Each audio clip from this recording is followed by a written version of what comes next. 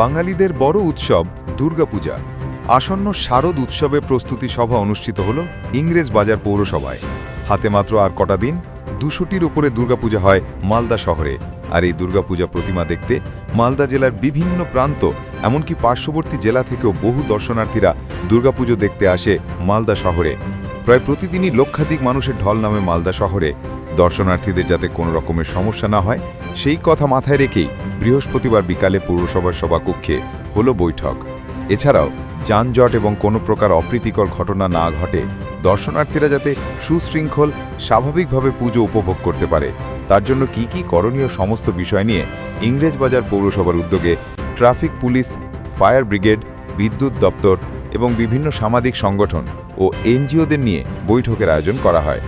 উপস্থিত ছিলেন ইংরেজবাজার পৌরসভার chairman Krishnendu Narayan Chowdhury, vice chairman Sumala Agarwala, বিভিন্ন ওয়ার্ডের কাউন্সিলর ও বিভিন্ন দপ্তরের আধিকারিকেরা।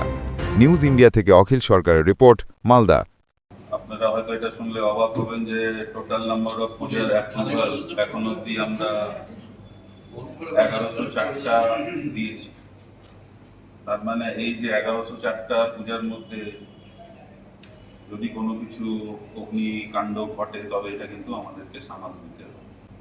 এই জন্য এবার আমরা যেটা জোর দিচ্ছি যে প্রত্যেক পূজা প্যান্ডেলে আপনারা নিজস্ব ফায়ার সেফটি সিস্টেম, যেটা আমাদের রুলে বলা আছে, একটু মাইকটা মুখের কাছে, সেটা স্ট্রিক্টলি কিন্তু মেনটেন করুন।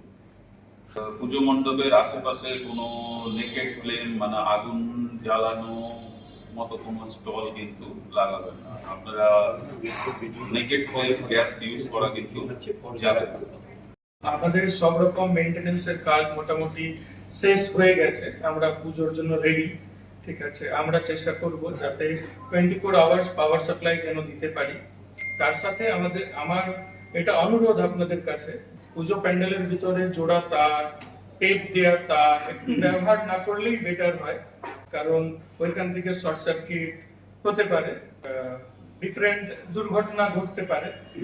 যেটা আমাদের বড় উৎসব, সেই উৎসবটা যাতে সবাই ঠিকমতো থাকতে পারে, এনজিওরা যাতে সার্ভিস দিতে পারে, পরস্পরের সঙ্গে কন্ট্যাক্ট রাখতে পারে, এই জন্যই আমাদের এই মিটিংটা।